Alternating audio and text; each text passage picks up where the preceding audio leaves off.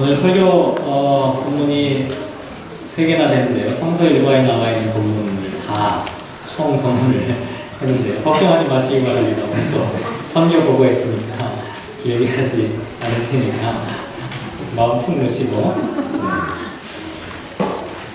창세기 24장에 나와 있는 이야기는 우리가 잘 아는 이야기입니다. 아브라함이 종을 자기 고향집으로 보내게 되죠. 아들 이삭의 신부감을 구하기 위해서인데요.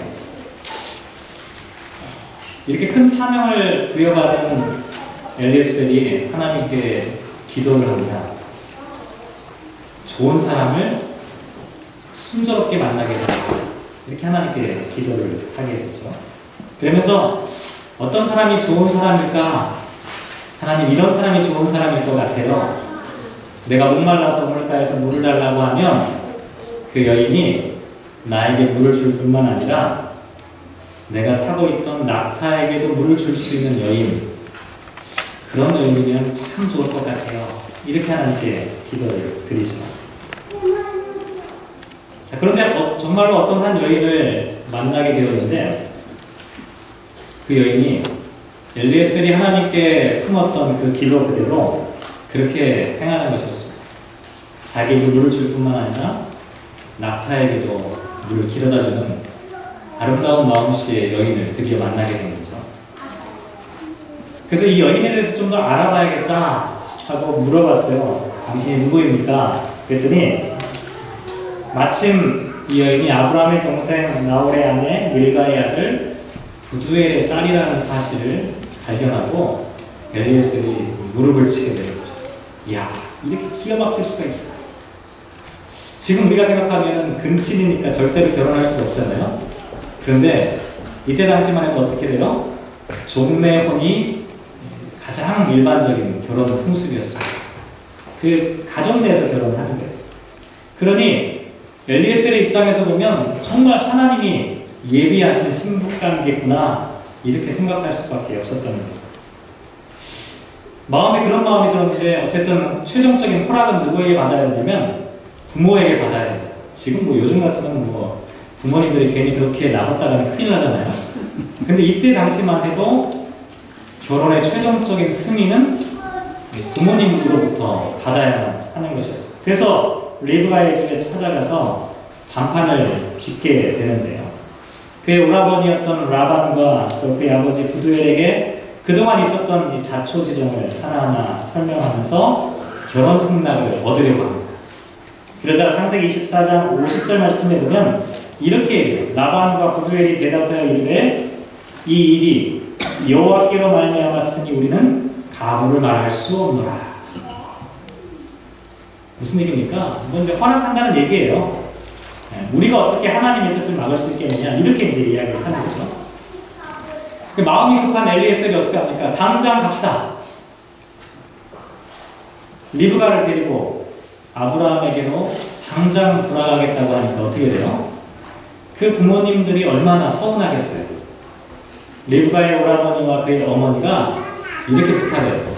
한 열흘 동안만 그래도 이별할 수 있는 준비를 우리에게 하게 해달라. 이렇게 부탁해요. 그러면서 한번 리브가에게 물어보세요.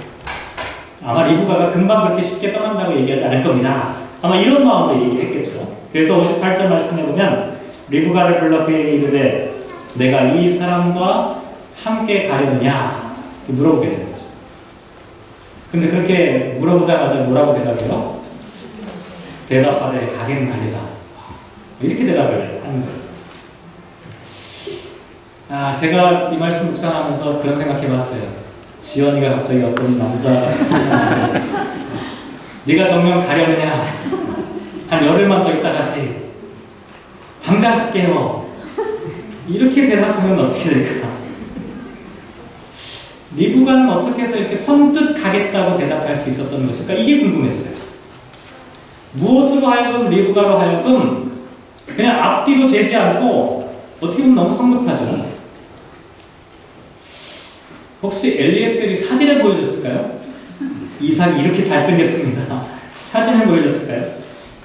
제가 본문을 보니까 혹시 이런 분 있을 수 있겠어요.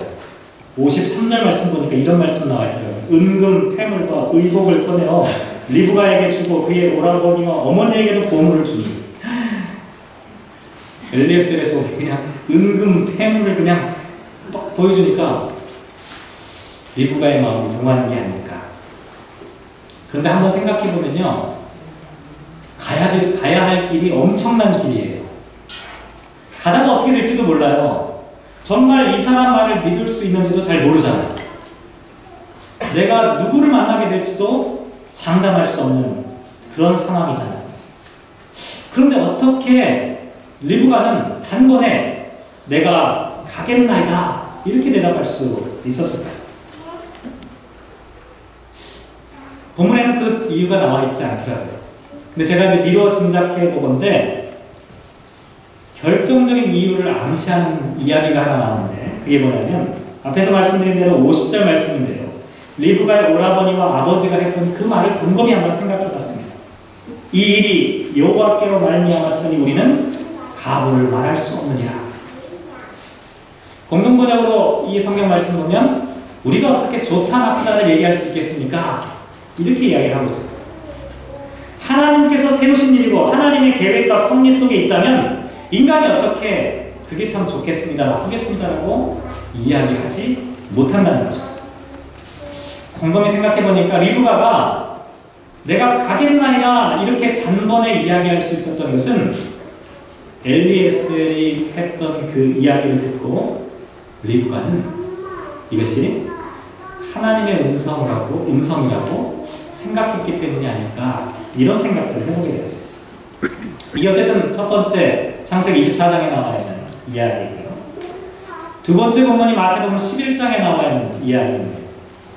마태복음 11장 본문을 보면 아주 간단합니다. 예수님께서 비유로 말씀하시는 장면이죠. 아이들이 장터에 앉아 제 동물을 불러 이르되 우리가 너희를 향하여 피리를 불어도 너희가 춤추지 않고 우리가 슬피 울어도 너희가 가슴을 치지 아니하였다. 예수님께서 왜 이렇게 말씀하셨을까요? 그 다음에 이유가 나오죠. 18절 말씀에 보면 요한이 와서 먹지도 않고 마시지도 아니하매 그들이 말하기를 귀신 들렸다. 요한이 하나님의 말씀을 선포했지만 그들은 그 요한의 말에 대해 전혀 반응하지 않았다는 거죠. 또 17절 말씀에 보면 우리가 슬피 울어도 너희가 가슴을 치지 아니하였다. 하나님의 말씀을 선포하는 선포자가 하나님의 말씀을 대언하였지만 그들의 마음에는 아무런 요동도 치지 않는 그런 모습을 나타내고 있다는 것이죠. 하나님의 나라가 임박했으니 정신 차리고 하나님께 돌아와 회개하고 세례를 받아야 한다는 그 음성을 아무도 귀 기울이지 않았던 사건을 예수님께서 이렇게 비유로 말씀하셨던 거죠. 피리를 불어도 춤추지 않는다. 곰곰이 이런 생각해봤어요. 피리를 부는데 왜 춤추지 않았을까? 피리 소리가 들려옴에도 불구하고 왜 아무런 반응을 보이지 않았을까? 아무리 무감각한 사람이라도 뭔가 음악 소리가 나오면 뭐 좀 움직이지 않을까요? 필링이 있지 않나요? 당장 내놓고 춤은 못 추더라도 음악 소리가 들리면 뭔가 마음속에 움직임이 있습니다. 그런데 이 비유를 보면 아무런 반응도 보이지 않았다. 어떻게 그렇게 할 수가 있을까요? 그러면서 이런 상상을 한번 해봤어요. 혹시 이 사람들의 귀가 들리지 않는 것은 아닐까? 슬피 우는 사람이 있는데 그 우는 사람을 보면서도 마음속에 아무런 느낌이 들지 않는다. 혹시 볼 수 없는 사람들이 아닐까? 피리 소리가 지금 들려오고 있는데 전혀 반응하지 않는다는 것은 소리를 듣지 못하기 때문이라는 거예요. 단순히 눈으로 보고 귀로 듣는 육체적인 감각의 기관이 아니라 그들의 영혼과 마음 가운데 무엇인가 전달되는 그 과정이 중단되어 있다고 하는 것을 이야기하고 있다는 거죠. 창세기 이야기와 마태복음에 나와 있는 이야기는 절묘하게 연결되고 있다는 생각을 해보게 되었어요. 리브가가 이 사람과 함께 가려느냐 라고 하는 질문에 가겠나이다 라고 대답을 했어요. 어떻게 그렇게 대답할 수 있었을까요? 앞에서 말씀드린 대로 리브가는 그 질문을 받았을 때 그 이야기를 아브라함의 종 엘리에셀의 입에서 나오는 말로만 듣지 않았기 때문이라는 것입니다. 그 이야기 속에 담겨있는 하나님의 음성을 하나님이 부르시는 그 음성을 들었던 것, 그 옛날 아브라함이 본토 친척 아버지의 집을 떠나라고 하는 그 음성을 들었던 것과 마찬가지로 리브가도 엘리에셀의 이야기를 통해서 자기 자신을 부르는 하나님의 음성을 듣고 그 음성 앞에 결단했다라고 하는 것이죠. 그런데 모든 사람이 다 그 음성을 듣는 것이 아니라는 겁니다. 아무리 피리를 불어대지만 그 피리 소리가 들리지 않는 사람이 있다는 겁니다. 마태복음에서 피리 소리에 춤추지 못하는 사람들에 대한 이야기가 나온 이유가 바로 거기에 있다는 것이죠. 창세기와 마태복음은 정반대의 상황을 지금 보여주고 있다는 것이죠. 아무도 듣지 못하는 그 음성 가운데 하나님의 음성을 들었던 리브가가 있었던 반면에 세례 요한이 이야기하고 예수님이 직접 말씀을 선포하셨음에도 불구하고 아무런 소리도 듣지 못하고 아무런 반응도 보이지 않는 정반대의 사람들이 있었다는 것이죠. 두 번째 본문까지 끝났습니다. 세 번째 본문이 로마서 말씀입니다. 사도 바울이 이렇게 고백합니다. 로마서 7장 21절. 그러므로 내가 한 법을 깨달았노니 곧 선을 행하기 원하는 나에게 악이 함께 있다. 사도 바울의 내면 가운데 악으로 이끄는 음성이 있었고 그 음성에 귀 기울이는 자기 자신의 연약한 모습이 있었고 동시에 하나님의 법을 즐거워하려고 하는 그 하나님의 음성을 듣고자 하는 그 귀가 사도 바울의 마음 가운데 동시에 존재하고 있었다. 사도 바울은 자기에게 이와 같이 두 가지 음성이 들려온다라고 고백합니다. 그러면서 22절과 23절에 보면 내 속사람으로는 하나님의 법을 즐거워하되 내 지체 속에서 한 다른 법이 내 마음의 법과 싸워 내 지체 속에 있는 죄의 법으로 나를 사로잡는 것을 보느니라. 심지어 사도 바울 같은 분도 육신의 음성에 따라 귀 기울여 움직이는 자기 자신의 모습을 보고 있었다는 것이죠. 그러니 오죽하면 뭐라고 얘기합니까? 나는 곤고한 사람이다. 사망의 몸에 나는 사로잡혀 있다라고 고백하고 있다는 것이죠. 그런데 다행스러운 것은 거기에 대한 결론이 7장이 아니라 나중에 8장을 보시면 로마서 8장에 보면 이런 말씀으로 연결되는데 그러니 나는 낙심하고 좌절하고 포기하는 사람이 아니라 내 자신을 온전히 성령님께 드려 하나님의 영의 인도함을 받는 하나님의 아들이 되어야 한다라고 하는 이야기를 사도 바울이 고백하고 있다. 결국 무슨 얘기냐면 새 본문은 같은 주제를 향해 지금 연결되고 있는 피리를 불어도 듣지 못하는 사람이 있고 하나님의 음성을 들었던 리브가가 있어요. 그런데 내 속에서 들려오는 하나님의 음성과 피리 소리 가운데 어떤 소리에 반응하고 있느냐라고 하는 것을 우리가 한번 생각해 볼 필요가 있다고. 우리가 하나님의 음성에 귀를 기울이며 살아가고 있는 것인지 아니면 죄악된 소리 가운데 귀 기울이며 우리의 인생을 살아가고 있는 것인지. 만약에 우리가 하나님의 음성을 듣는다면 리브가가 고백했던 것처럼 내가 가겠나이다 라고 대답할 수 있지만 우리가 세상 소리에 귀 기울이며 살고 있다면 아무리 피리를 불어도 아무리 소리를 외쳐도 아무리 예수님께서 하나님의 말씀을 전해도 아무 소리도 들리지 않는 아무런 반응도 보일 수 없는 그와 같은 영적으로 죽은 상태에 놓여있는 사람들이 될 수밖에 없다는 것이죠. 그러면 우리가 어떻게 하나님의 음성을 듣겠냐? 앞에서 말씀드린 대로 사도 바울이 말씀하신 것처럼 성령님께 우리 자신을 온전히 내어 드릴 때 성령 하나님께서 우리 안에 들어오셔서 우리의 속사람을 완전히 변화시킬 때 하나님의 음성을 하나님의 속사람인 성령님을 통해서 내가 깨닫게 될 때 그때 우리는 하나님의 음성을 들을 수 있게 된다는 거죠. 그래서 제가 이 말씀을 드리는 이유는 이제 조금 있다가 임정원 선교사님께서 선교 보고를 해주실 텐데 제가 한 주간 동안 이 선교 보고를 또 생각하고 사실 제가 뭐 사역에 대해서 잘 모르지만 그저 이 본문 말씀과 선교 보고가 어떤 연관성이 있을까 곰곰이 한번 생각을 해봤는데 우리는 우리의 언어로 된 성경이 있잖아요. 우리는 하나님의 말씀을 들을 수가 있어요. 근데 이 세상에는 아직도 자기의 언어로 하나님의 말씀을 읽을 수도 들을 수도 없는 사람들이 많이 있다는 사실을 기억할 필요가 있다는 거예요.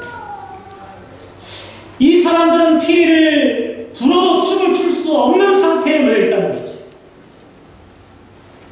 하나님의 말씀을 그들에게 들려주기 위해서 엘리에셀이라고 하는 사람을 통해서 하나님의 음성을 전달했던 것처럼 하나님께서는 하나님의 사역자들을 통해서 사람들에게 하나님의 음성을 전달했던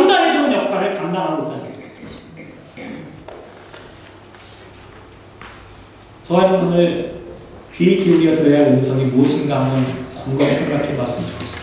여러분은 지금 어떤 소리가 여러분의 귀에 들리십니까? 리브가처럼 하나님께서 부르시는 음성이 지금 들리십니까? 아니면 아무리 하나님의 말씀이 이 세상 가운데 선포되고 인터넷이나 방방곡곡에 아무 데서도 하나님의 음성을 마음 놓고 들을 수 있지만 피소리가 들려오지만 춤추지 않는 사람들처럼 무감각하게 영적으로 닫혀있는 그 같은 모습은 아닙니다. 간절히 바라기는 저와 여러분이 하나님의 음성이 들려지는 사람들이었으면 좋겠습니다. 저와 여러분의 가슴 속에 하나님의 성령님께서 자리 잡고 주인이 되어주셔서 하나님의 말씀을 하나님의 성령께서 우리로 하여금 깨닫게 하시는 역사, 이것이 하나님의 음성을 듣는 역사가 아닐까 생각해봅니다. 오늘 귀한 사역 감당하시는 임정훈 선교사님을 통해서 하나님의 말씀이 어떻게 사람들의 귀에 들려지기 시작하고 있는지, 하나님은 지금도 어떻게 말씀하시기를 원하고 계시는지 하는 것들을 우리가 한번 깊이 묵상하고 우리도 함께 그 마음을 나누는 시간이 되었으면 참 좋겠습니다. 기도하겠습니다.